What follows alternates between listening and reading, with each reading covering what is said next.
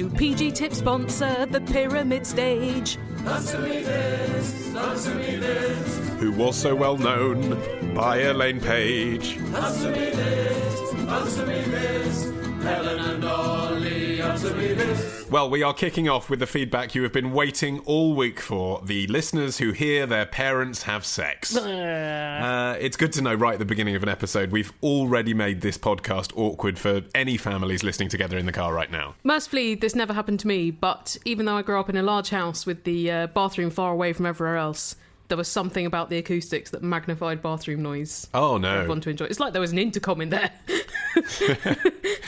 Maybe there was, oh God. Well, Alex from Australia has been in touch to say, your last episode segment on dealing with parents having sex brought back disturbing memories, as I have been in this position. Great choice of words, Alex. Yeah, we specifically did not ask to know about positions.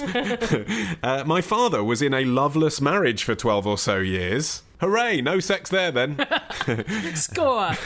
And recently got out. Whee! He quickly found a new partner. And I was living with Dad at the time. And yet not cramping his style. Apparently not. My room was not only right next to theirs, but I didn't have a proper door, just a weird folding one. Oh no. I tried a couple of tricks to stop the noise or block it out. Right. I would, for example, listen to my iPod with a pillow over my head. And that worked most of the time, apart from when I had to change song. And why would that be? I suppose you have to sort of retract upwards to view the screen, and then you're allowing a small amount of noise in. Yeah, well, there's a couple of seconds of pause. Oh, I see. Tracks. Yes, of course. Yeah, you get the sound bleed, don't you? You need noise-cancelling earphones then. Alex needed to have planned a playlist beforehand and made sure that iTunes was set that the tracks overlapped. Yes. Gapless playback. Gapless, yeah. Thanks, Mark. I also tried playing angry music loudly out of my laptop, hoping they would get the message. Fuck the pain away, fuck the pain away. It's probably so quiet from a laptop they wouldn't even notice, would they? Yeah, very tinny. Very tinny. Probably need more bass. Mid-coitus, you're not going to think, what is that thrash metal I can hear? Unless you're seeking a distraction. I confronted my dad, continues well done. Alex, but he persisted in the loud sex. Well, he probably thought you've already heard it, so he might as well continue to get his. You're already traumatised and broken. It's almost as if the carnal instinct is somehow stronger than the paternal one. He had 12 years to make up for. Unfortunately for your listener, my solution was to move out as soon as possible and trade loud parent sex for traffic noises. A dramatic improvement. It's nice when something bad becomes good just because it's not the same as the old thing. By comparison, yeah. Yes. It's like now that we no longer live next to a railway line, the occasional siren in the night doesn't seem as bad. We've also had Gary in Lincolnshire writing in on the subject of last episode, and he says, regarding our discussion of WeBuyAnyCar.com and Cash for Gold type websites, I was told by a friend who was told by the police after he was burgled that those We Buy Gold and We Buy Watches services are used by burglars. They already have the envelopes written and ready in their pockets. They fill them up with stolen items from the house they're raiding. No. Then they drop them into the nearest postbox second after the robbery. See, now that is so obvious, but actually hadn't occurred to me because I'm not a criminal. And yet, try finding a postbox when you need one. Quite difficult these days. Gary says, it solves two problems in one fell swoop. No possession of stolen goods and no need to deal with a fence. What's a fence in this context? It's the middleman between the stealer of the goods and the buyer of the stolen goods. Oh, okay, that's known as a fence, is it? Yeah. Plus, says Gary, they're getting a guaranteed price. These places should be shut down. They're scandalous. Go on, Ollie. LBC DJ, respond. Well, presenter, Helen, not known as DJ. Sorry, I don't no spin discs. discs, I spin opinion. Yeah, but you do ride a pony while you're in the studio. I mean, presumably, in defence of these companies, they still have a record of what they've bought. So if the police were to ask them, have you sold, in this combination, a Cartier watch and one diamond earring, then they'd be able to say yes, and it came from this person, because they then send that person the money. So it's not that sensible a thing to do, is it? They've got their address. Exactly. Which you probably don't have with the fence. It was weird, wasn't it, when there was that particularly heavy spate of thieves stealing metal because scrap metal had become so expensive. Yeah. And they stole... railway lines. Yeah, but also they stole a Barbara Hepworth statue from Dulwich Park. It was like a 6-foot huge statue. Surely that would be more valuable as the statue rather than melted down. Yeah, but more identifiable. But again, it's sort of the lowest common denominator, isn't it? They're in a desperate situation. They want money for drugs or more crime. They're going to think, well, I know I can get money this way. WeBuyAnySculpture.com. Yeah. It's only a matter of time. Maybe come up with a new one. Maybe my dad would make more money out of sculpting if he sold his sculptures melted down for scrap. Hello, it's Kirsty from Greenwich. Helen and Ollie, answer me this. what are you meant to do with birthday cards and Christmas cards? I just have piles of them, and I just don't know what you're meant to do. Are you supposed to file them away? Are you supposed to just chuck them? It seems really callous. I don't know what to do with them. I keep the good ones in a drawer, the ones that are quite personal, they've got a decent amount of message in. Yes. But it just means I've got a drawer full of cards that I probably won't look at until I'm dying. I have a technique for this as well. I bet you do. Do you have files per year, colour-coded? No. I have a section at the bottom of my bedside table where I keep memorabilia. Yep. But what I found is that I'm not in a position to judge on the day I've received the cards, or realistically a week or 2 weeks later when you're taking them down from display. I'm not in a position at that point to judge whether 5 or 10 years down the line I'll still be interested in it. And I guess morbidly what I'm thinking here is, what if this is the year my grandmother dies and this was the last card she sent me and she said, she's so proud of me because of this and this. That's not the one I want to throw in the bin. Yeah, I never threw away my grandma's postcards, even though she didn't necessarily say anything particularly interesting on them. And now that she's dead, I'm really happy whenever I turn one up and I see her handwriting. Exactly, yes. So what I do is I keep all of them for a year. Okay, yeah. Then the following year, 2 weeks after my next birthday, yes, I review the ones from the year before. And I think, right, Grandma's still alive. Do I need this one as an example of Grandma's card? Or has the one from 2014 superseded the one from 2013, nostalgia-wise? Wow. That's a very sober assessment. Yes, it's sort of Bret Easton Ellis-like, but I find it useful. If it's a really cool picture, you could put it on the wall in a little frame. Yes. More for birthday than Christmas. Now, as a crafter type craft person... Sew them into a toy. You can make a beautiful dress. Yeah. I was going to ask if you would ever re-gift a beautiful card. Well, we did used to turn Christmas cards into the next year's parcel tags. Yes. We just cut off the front if it didn't have any writing in, so you got the picture. Which is better than throwing it in the bin. Yes. But at the same time, someone might feel disrespectful if they knew the card they gave you got chopped up and given to someone else. Could you use nice cards as bookmarks? Of course you could. You could use anything as a bookmark that's bookmark size, theoretically. That's smaller than a book. The question is, should you? But yes, Slice no, of you bacon, could. yes. You could. You absolutely could. Could make them into giant playing cards if they're all similar size. Here's a question from Pat from Canada who says, Helen, answer me this. Raccoons are pooping on my cabana. Any suggestions? You're what? What a delightfully succinct question. What's a cabana? It's like a gazebo. Sometimes it's attached to a house. A bandstand in your own garden. You could get rid of the cabana.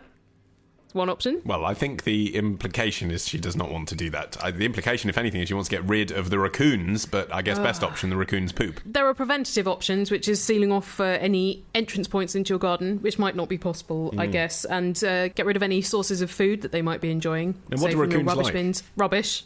Really? Apparently mothballs repel them. Really? Maybe raccoons are genetically linked to moths. One of the things that will get rid of a raccoon is ammonia. So, Pat, apparently the best thing to do is to save your first piss of the day and then just before dusk, because that's when the raccoons come out, pour it around the perimeter of your cabana, because raccoons like to be clean and hygienic, so they're repelled by that, and if you repeat it enough, they're not going to come. But if you don't like that, then you could chop an onion and a jalapeno pepper and mix with 1 tablespoon of cayenne pepper. Boil in 2 quarts of water for 20 minutes. Once cooled, strain the mixture through a cheesecloth and pour it into a spray bottle. Through a cheesecloth? That's a thin piece of cloth. It's having to go and buy quite a lot of things just to make this repellent. Use a sieve with a paper towel. Look, Ollie, it's like that. You're pissing on your own gazebo. Yeah.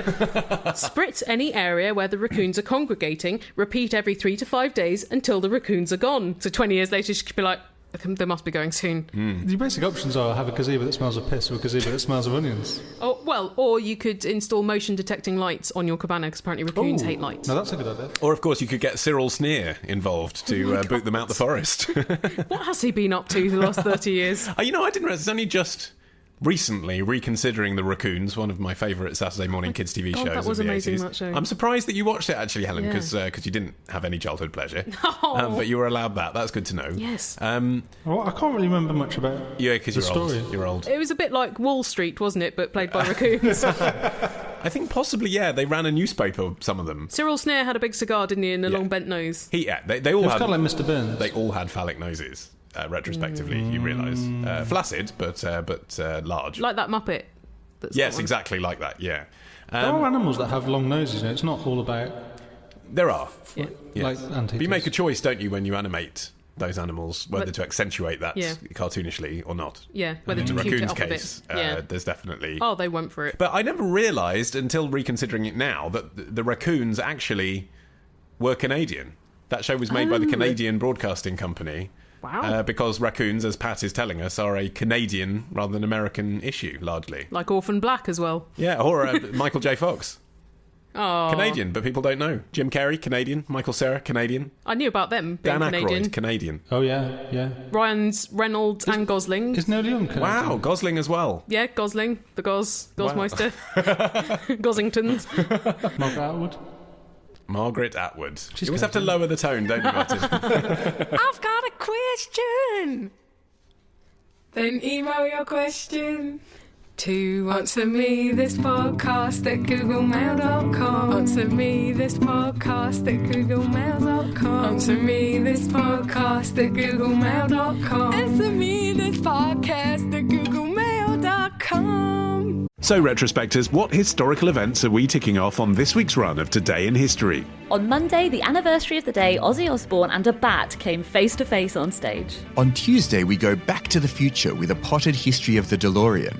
On Wednesday, why is the Pope guarded by those guys in floofy hats? On Thursday, how the Rock and Roll Hall of Fame ended up in Cleveland. And on Friday, was Henry VIII really an asshole, or was it just the result of a jousting accident? We discuss this and more on Today in History with the Retrospectors. 10 minutes each weekday, wherever you get your podcasts.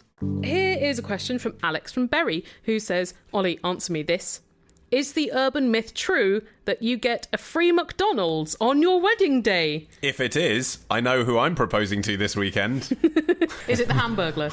So my girlfriend and I can start planning to raid our local chains for a free meal every week. Well, how would you... Can't have wedding days every... I think you just go in a tux and a wedding dress saying, it's our wedding day, give us a free... That's a lot of effort. So much effort. Probably you'd spend more in dry cleaning the McDonald's stains off your tux and wedding dress than you would on just buying McDonald's. I suspect that if the manager is present and it really is obviously, evidently and provably your wedding day, then of course they're going to at least chuck in a free burger or drink, because that's what students get anyway, just by being students. Really? If you buy a meal, you get a free McFlurry or burger. But you still have to pay for a product. For the value meal, yeah, okay. But free burger included. Right. So really, the manager's going to do that kind of deal for you without even thinking about it. I can't find any evidence that this so-called urban myth is true. In fact, I've never heard this urban myth. It's not really urban myth like hook-handed person on the roof of your car when you break down in the night kind of urban myth. Well, it certainly doesn't seem to have those kind of legs. Or hooks. If you look into this on the internet, what you find instead are there are quite a scarily depressing amount of people who have got married actually in McDonald's. Now I say it's scary, depressing, and it is because it's more than zero. But actually, why didn't they go Burger King? At least that's the king of something. Well, in fairness, you watch the video, because usually the local press turn up and film them. You watch the video. I've seen one couple in Scottsdale, Arizona, in 1999 talking about why they chose their McDonald's. I saw a couple from Bristol in 2013 explaining why they chose McDonald's. And actually, both times I watched the videos, sort of preparing myself to sneer in the Jeremy Kyle style way. But did you find yourself tearing up at the romance? A little. I kind of thought, well, actually, they were really sincere in both cases. The first couple were like, well, the thing is, we love McDonald's. We come here every Saturday night for dinner. And it's a place where we feel at home. And we wanted to commemorate that. Sort of 1950s about exactly the idea that an American family will get for a burger meal on Saturday night. Exactly. That's their treat. On their way to the sock hop. And the Bristol couple was saying this is where we met. And so I just think, well, they were saying other people don't like it, but it's our wedding, it's our day, this is how we want to do it, and we're saving the money. Their wedding cost them 150 quid. Saving the money to spend on the honeymoon. We met on a pedestrian crossing on Longwall Street. I'm pleased we chose not to get married there. It would have been dangerous. I thought we met in a mosquito-infested amphitheatre in the dark in our college. Oh, that might have been a better place, actually. That would have been quite a good place to get married. That would be really nice, yeah. Yeah. Oh, too late now. Yeah, fuck that one up. Oh, well. I guess we blew it. Okay, fine. That's sort of sweet, but also still completely shit. Well, they did get a free bottle of champagne from the manager. They weren't permitted to drink it on the premises. But they were given it by the manager in return for the thousands of pounds worth of free publicity that he was getting. Although McDonald's is not an under-advertised company.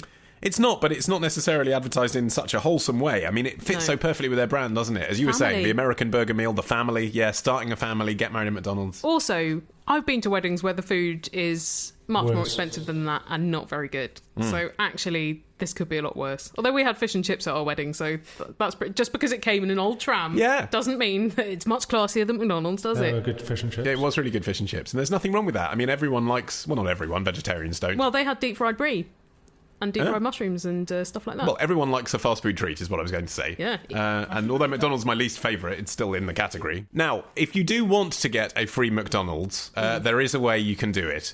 There are many videos online of people doing this. Is it standing outside by the bins waiting for them to throw the stuff away? It is technically breaking the law, and I want to stress, not advocating this. Holding up a McDonald's with a gun, no. Don't. It's along the lines of my free Pret orange juice idea. Oh, no, you're I'm sorry, so I'm not bad. advocating. I'm just explaining. This is Plus what... the free orange juice, the discount cinema tickets because you pretend to be an OEP. What next, you mastermind? The con is basically this.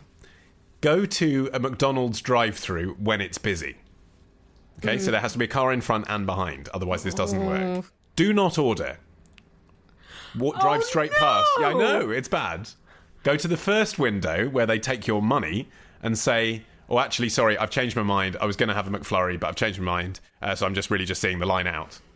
And they'll wave you through. What are they going to say? You have to order something? No. Go to the second window and take the food that the people behind you have just ordered. Oh my God, so Yeah. the victims are both McDonald's and the people behind you. Well, you might keep some upset children waiting 5 minutes longer for their McFlurry, but really, what are McDonald's going to say to those people? I mean, they have lost their food.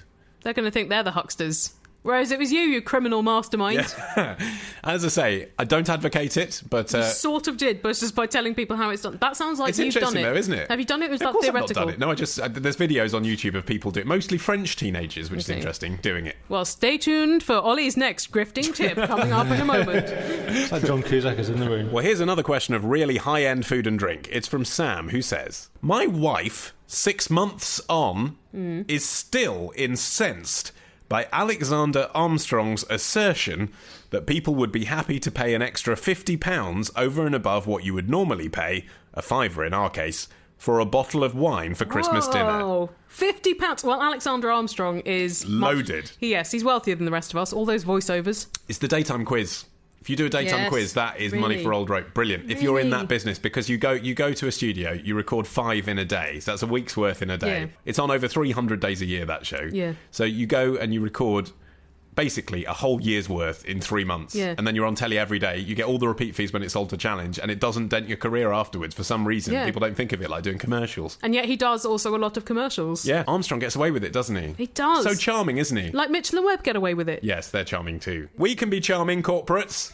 Yeah. But I saw the programme to which Sam is referring. Right. It was a Christmas special in which Alexander Armstrong and Giles Corrin, who apparently is his brother-in-law, which I didn't know, basically just had a huge jolly. What was Massive the jolly programme? on the BBC. It was on BBC Two, and it was called something like... Alexander and Giles's Christmas piss-up. Essentially. And it was just them doing that thing where you completely unnecessarily... Hugh Fearnley-Whitting still does this as well. I'm interested by this type of fish, so I'm going to travel to Vietnam to meet someone who knows about it. Classic Heston Blumenthal show Yeah. type tactics, isn't it? Where does pepper come from? Oh, it just happens to be a really glamorous hotel in India. Let's go there. it was- So there was a lot of that going on. So Alexander Armstrong I didn't and Giles realise- Corrin went I- on a booze trip around the world to find out about different wines. I did not realise TV had the budget anymore for this kind of thing. I know. They should just lock those people down. You're going to do something about Whitstable oysters and steak and kidney pies, and you're going to lump it. Yeah. Look, get in the room and banter. That's what we paid for. Don't need any backdrop. Corrin, Armstrong, here you go. Here's 20 grand, now talk. Could be like Smith and Jones doing Exactly. that talking head It'd thing. be just the same, wouldn't it? Yeah. But anyway, the premise of the show was that I can't remember which of them, but from the way Sam's asked the question, I presume Armstrong. Apparently. One of them had suggested a more expensive bottle of wine than the other, and they both had to travel the world and find a bottle of wine to challenge God. each other with at the end for the perfect wine to accompany Christmas dinner. Such a hardship. How do they cope? They should be made saints whilst they're still alive. So Sam has a question relating to this programme. He says, my wife thinks that for the majority of people in the UK, £55 or £60 at Christmas could be more than their Christmas dinner altogether. Also, you can buy a lot more booze for that money than one bottle of wine. I once bought the Iceland, I think it's £15 Christmas dinner. It wasn't for my Christmas dinner, it was for a kind of friend one that we did a week before Christmas. Okay. But it can be done. How was it? 3 stars, but not terrible. How many people? Fed 4 to 6. Okay. Yeah. I think there were 4 of us, but enough food for 6 people. You know how it is. Impressive. That's amazing. I think, says Sam, that there are plenty of people who can afford an extra £55 or £60 at Christmas for a bottle of wine. Which of us is right? Well, you're both right. You're both right. Some people can, some people They're can't. not mutually exclusive That's statements. right. You need to work on your logic, mate. Yeah. I do think, though, that even people with pretty good taste would balk at spending that much money for a bottle of I would wine. never spend that amount of money on wine. I wouldn't even spend that much on a good bottle of whiskey. Look, I know people are going to disagree with me, but you can get good wine for a £5, and you can definitely get good wine for a tenner, and definitely £15 and £20. It's such a huge leap to over £50. But you're not a drinker. It's not really your thing at all. No, but Do you acknowledge that for some people, if they love wine and they can taste the difference of a £55 bottle, then it is worth it? I think a tiny, tiny number of people, even those who are interested in wine and keen to drink, would see the difference. Apparently, even in blind taste tests, people don't necessarily notice the difference that much. And also, I think Christmas is kind of wasting it. Yeah. You're so full of food and other things. Your palate is screwed. And actually, you've been drinking cheap alcohol over the whole period. Unavoidably. You've been going to parties, drinking mulled wine made up of those Sainsbury's wine boxes. Oh, God, yeah. Bucks Fizz with, like, sometimes ready mix from Lidl. Yeah. I mean, it's not quality stuff, so you're shot. If you're drinking Snowballs and eating cranberry sauce, there's no way Yeah. you're going to tell the difference between a £5 and a £55. Yeah, I think for most people as well, Christmas is a particularly bad time to spend this extra money on wine because Christmas is expensive, especially if you're feeding a lot of people. And if you buy one bottle of £50 wine, but you've got 12 relatives coming, it's not going to go round everyone. So maybe if you're thinking treat wine, this should be for when you've got an anniversary coming up or a special date or something like that. I think that's probably right. And I think if you're going to spend extra on any of the details at Christmas, buy a better turkey. Buy a better turkey. That's the centrepiece of the whole meal. And it is a living creature that's died for it. Yeah. Buy a twice as big Christmas tree. You won't regret it until you have to get it out of your house afterwards. You really have lived your life by that maxim, I can verify. A full bin of pine needles after this one, and there's still ones around 6 months later. What a fantastically unseasonal question this is. It is. Well, the wife is still angry 6 months on. Yeah, and you can't Anger doesn't rewrite these fade. things. Yeah, that's right, yeah. No, that's how it indeed. is. I discovered this week, reading a BuzzFeed article celebrating 30 years since the release of Gremlins, that Gremlins was a summer film, which seems so odd. But so set at Christmas. Exactly, and Zach Galligan, the main guy, was saying, well, we just didn't really think about the fact that it was set at Christmas, like Die Hard. Later, it just became a Christmas classic, so it was set at Christmas, but wasn't intended to be one. Full of facts, Helen Zaltzman, even Thank when you you. haven't specifically requested them. I know. They just flow out of you. Like, eat my facts. That's going to be my new podcast. That's a great title, I like it. I am thinking of making some new shows, listeners. So if you want that one, send me some emails. Yeah. Vote for Eat My Facts. Well, it's like It's a Wonderful Life wasn't meant to be a Christmas film either. Stop it, Helen. Save it They for your filmed future it in a podcasting very, career. very hot summer. Apparently it was unbearable having to wear all the coats and stuff. Amazing. Any more facts about Christmas films that aren't Christmas films? I'm done. I've eaten all the facts you have to offer. You've cooked all the facts up. Well, it might not be the season for Christmassy questions, but it is the season for sport. Sport. Which is why I'll be retreating to my bunker for the rest of the summer and not coming out. But even given my feelings of sport, I had a lot of fun making the Answer Me This Sports Day with you, Ollie, and you, Martin, because it's a bloody good album all about sporty things. It is. And for this episode's intermission, we are going to bring you a clip from it. If you like what you hear, folks, you can buy the album at answermethisstore.com. How do male athletes guarantee that they don't get erections? Have there been televised cases of professionals getting a stonk on? And do gymnasts, in particular, tape down their meat just in case? Well, the thing is, there's a lot of pressure when you're representing your country at the Olympic Games. Probably not that arousing to be stared at by thousands of people Exactly. and people with scorecards. That will usually keep any kind of erectile activity down.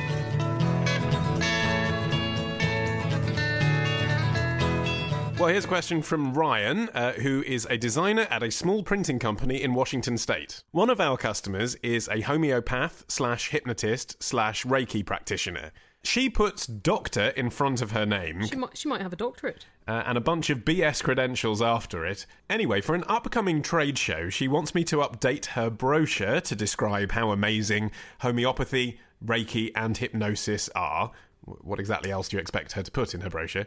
And how they can help with just about every ailment, including cancer, PTSD, addiction, the list goes on and on. As a rational person, continues Ryan, I know it's all BS, but By helping this woman promote herself, am I contributing to the potential death of someone who, either out of desperation or ignorance, goes to this homeopath and dies because they got magic water instead of a treatment that is actually beneficial? I can't turn the customer away. That's not my prerogative. It's my boss's, and he's a believer. So, Helen, answer me this. Help. What do I do? Well, if you can't turn the customer away, then you've got to do it, haven't you? You can't sabotage her brochure because she'll notice and tell your boss, and then you'll probably get, if not a severe reprimand, fired. I think also you're blowing this out of proportion, because surely if somebody was ill enough to die, but in a way that was still preventable, one would hope that even with the healthcare costs in America, they wouldn't solely seek the advice of a Reiki practitioner, for instance. Well, exactly. And even on the NHS, they say these things could be beneficial. What they say is they might not be prepared to pay for them because there isn't scientific backing, and you should take traditional medicine too. But even if it's just the placebo effect at work, all she's claiming is that she's seen positive results for a wide range of ailments, which indeed maybe she has. And also, I don't think you would get people who would otherwise go in to have chemotherapy or open heart surgery going, oh, well, this has really converted me. People who are already somewhat interested in this will be inclined towards it. So I think she'd be preaching to the converted, wouldn't she? And there's a big difference between someone who hypothetically gives up their chemotherapy to have this and someone who, I don't know, is a bit miserable or has joint pain and goes and feels a bit better about it. So, you can't make generalisations about the kind of placebo treatment this woman's giving. Bottom line, in the commercial world, occasionally we're all asked to do things we don't entirely subscribe to, aren't we? And everyone does that for money. And, if you're not ethically happy with that, then quit. But that is part of the job. No, there's a middle point. So you could say to your boss, can you just not put me on projects where I have to work on complete bullshit? She is just going to get someone else to do it if he doesn't and the company doesn't even. So you can't prevent this information coming out. Should you stand idly by and allow it to come out? I don't think if you go to her and go, look, this is rubbish, she's going to come around to your viewpoint. Yeah. People generally don't, do they? If in my job at my radio show, I was handed a piece of paper by the producer that was to read out a little tease for a competition you could enter, and I deliberately sabotaged it and read it in the style of, well, I'm being paid to tell you all about the new Nokia Lumia. Don't bother entering this. Sounds a bit shit. That wouldn't be fair, would it? That would be wrong. It's not your job to diss the Nokia Lumia, is it? No, it's paying for the commercials, which are on a commercial station, which are ultimately paying my fees, which is why I'm there. I accept that is part of the job, and I get to do other things I do like in return for doing those things. Yeah, but you wouldn't have to say Nokia Lumia. It's fantastic. Call in. You could just say we've got a Nokia Lumia. We've got a great competition. Yes, the competition can be fantastic. Yes, it can. You don't even really have to judge the product, do you? And I suppose the thing you could do is you could, for example, if you really don't believe in this, take the fee that you're given as a result of this work and give it to an organisation which campaigns for Reikiists and hypnotists to have more regulation in their practice. Okay, I thought you were going to say take the fee and give it to a pharmaceutical giant. Well, that would be the logical conclusion in a way. But because the point being, she's not doing anything illegal at the moment, is she? No. She's advertising her wares in a way that is legal. You find BS, you find dubious, but until there's more regulation on alternative health, she's playing within the rules. I think it's highly unethical. I mean, I kind of agree with a lot of those things. I think you're right, the placebo effect's quite an important point, but placebo effect doesn't work if you tell someone the medicine you're giving them is rubbish. Exactly. I suppose what he's really asking is for permission to put a little asterisk next to some of the claims he disbelieves, and then on the back page just put BS. Tiny letters next to an asterisk. You'd probably get away with that. Wouldn't put BS in tiny letters on the backing like a wallpaper? I think what annoys people like Ryan about this is that it's very unscientific. I mean, you can show the evidence that these things don't have any effect above and beyond doing nothing or above and beyond placebo, but yet people start talking about the alignment of the energies and how it rearranges your DNA and all this kind of stuff. He works for a printing graphic design company. I mean, he must print ads all the time for, drinks that are advertised in a way that suggests they're healthy and fun, whereas actually they're full of sugar and they're going to give you type 2 diabetes. I mean, that's the job. I've got an idea for Ryan then. He sets up his own business called the Principal Printer, and he only will print brochures for things that he personally believes in and endorses. Sounds like a great business idea. But I think if you've got an alternative therapist going to a trade show, then the cause is already out of your hands. Well, here's a question from James, who says, I'm watching Stephen Fry in America, and I noticed a Greyhound bus station. How observant of you. Ollie, answer me this. How did Greyhound bus get that name? Greyhound dogs are not well known for long-distance travel or carrying several dozen passengers in their tiny rib cages. They're quite quick, though. Yes. They're known for their speed, aren't they? Yes, swiftness. Although buses aren't necessarily known for their speed. It's faster than walking. Yeah, just because buses aren't known for their speed, that doesn't mean they wouldn't want to associate Except in themselves with speed. something that is. They're faster than American trains, to be fair, because American trains go about twice as quick as walking The pace. subliminal message, clearly, corporately, is we will get you from A to B quickly. I mean, As long as you put a rabbit in front of the bus.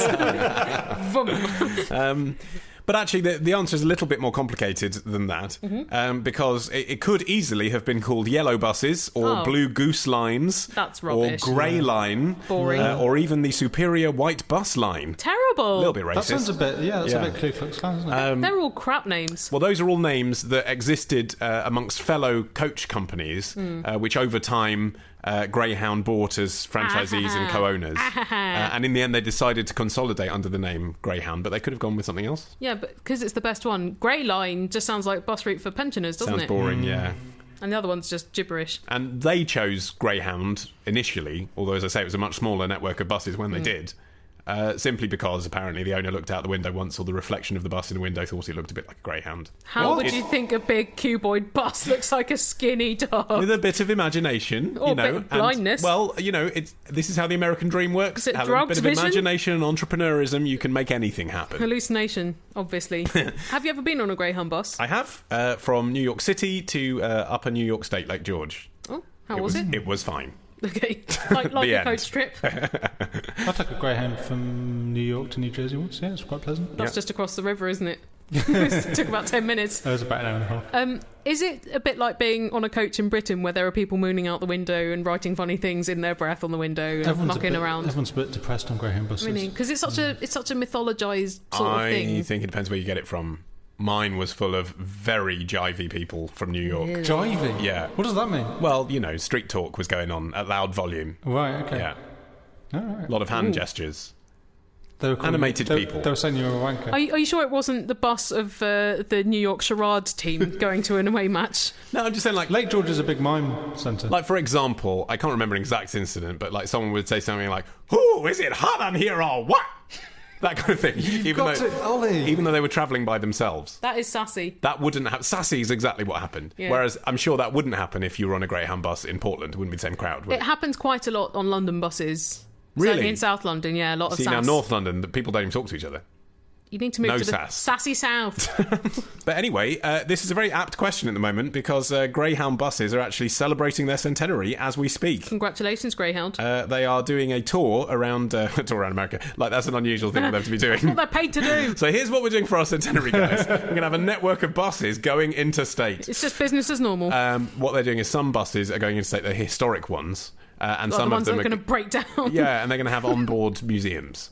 Sort of Okay. documenting the history of the company. That'll keep passengers busy for about 5 minutes, Well, and then it's they've got fine, another isn't it? 4-hour journey. Exactly. For a local news story, it's fine. But actually, if that means they've taken even just one bus out of usual service so that they can have a silly corporate exercise for local news, that's one less bus that takes me to Wisconsin. Not happy. How many buses have you ever taken to Wisconsin? Naught. Well, it's one less than that. Okay, -1.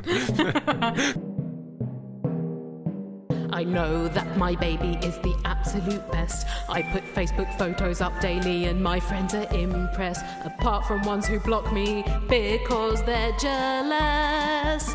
Because their babies are so ugly. Well, why not build a gallery of your kid on Squarespace with special pages for its cute feet and cute hands and cute face, so my Facebook feed won't have your kid all over the place. He looks like a scrotum.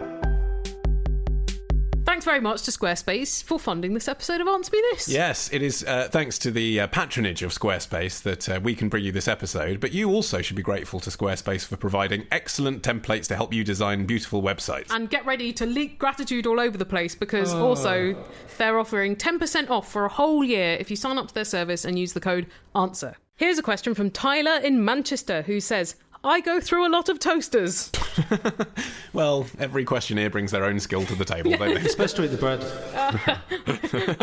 I am on to my third toaster in 12 months. I've had the same toaster since 1999. Yeah, well, internet dating, this is what it's doing to people, Helen. It's making everyone promiscuous. Dilettantes. Tyler says the previous 2 toasters had not proved fit for purpose. Do you think he thinks they're for warming up the house with?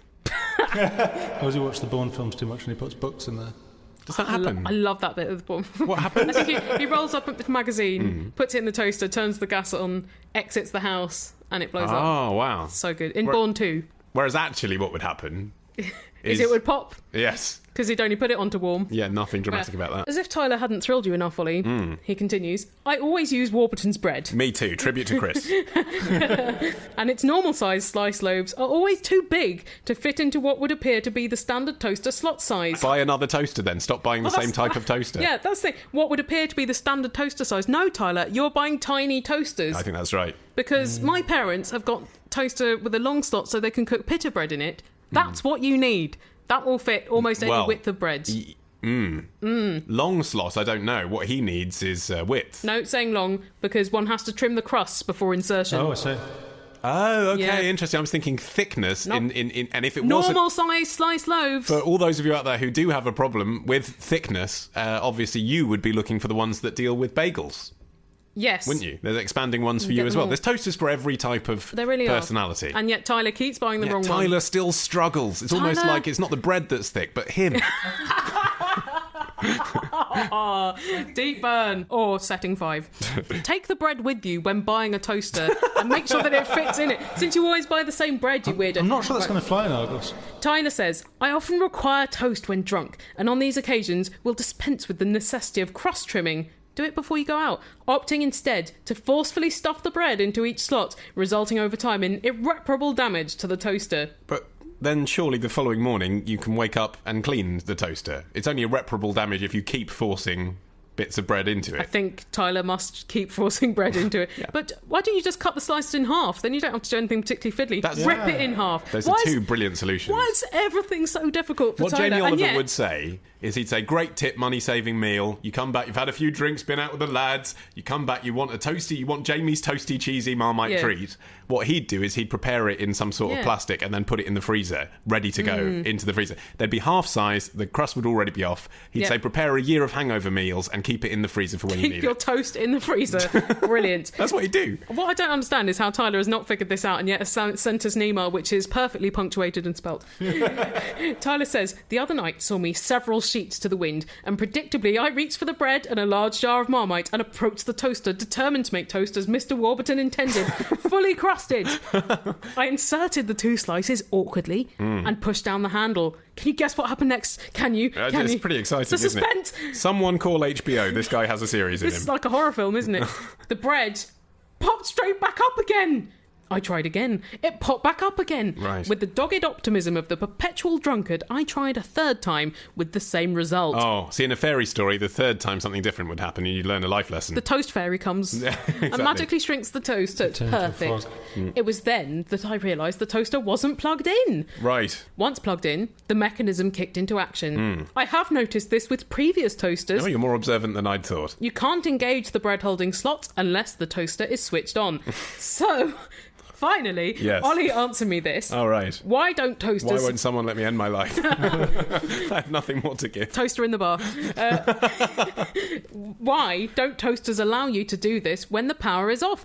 Is it some sort of safety function? Okay. Why don't toasters allow you to engage the toast holding mechanism Indeed. when they're not plugged in? Yes. Is that right? That's the question he's asking. Yes. And also, I would say, if you've been using the toaster too much, then it will pop the bread up until it's had a chance to cool down a bit. So the answer's obvious, isn't it?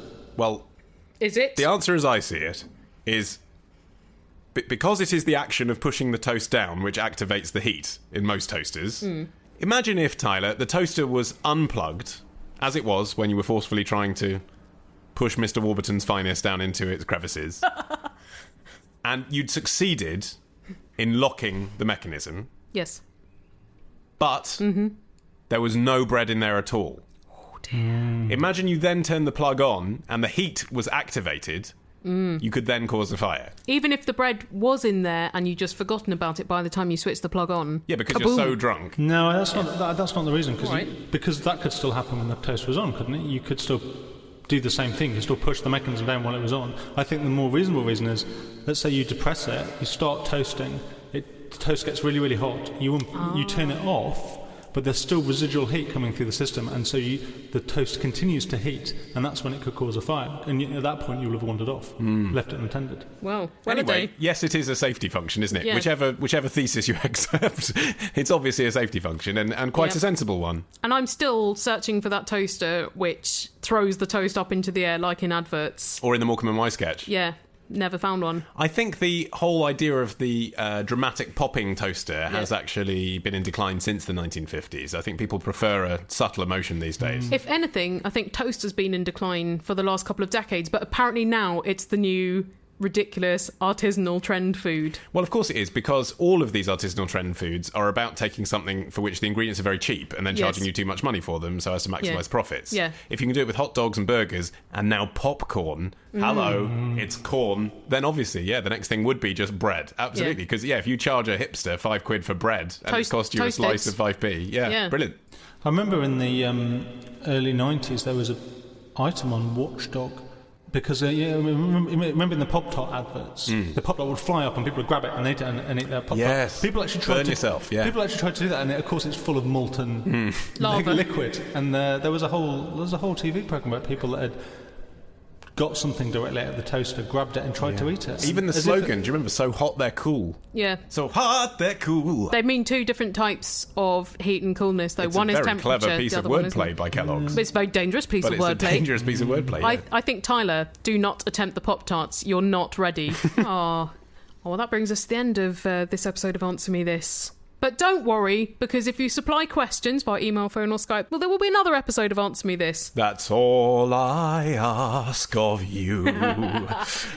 So go to our website, answermethispodcast.com, to observe our contact details and also to find out where we are on Twitter and Facebook. And all that remains for us to say is very big thanks again to squarespace.com for sponsoring this episode. Thank you very much. And we have other podcast side projects which we do, which you might like to know about. To keep you going for the next 2 weeks before we're back with the next episode. Currently, I am the presenter of a new podcast which is all about the media in Britain. And what's it called? It is called The Media Podcast, creatively. Where did they get that idea from?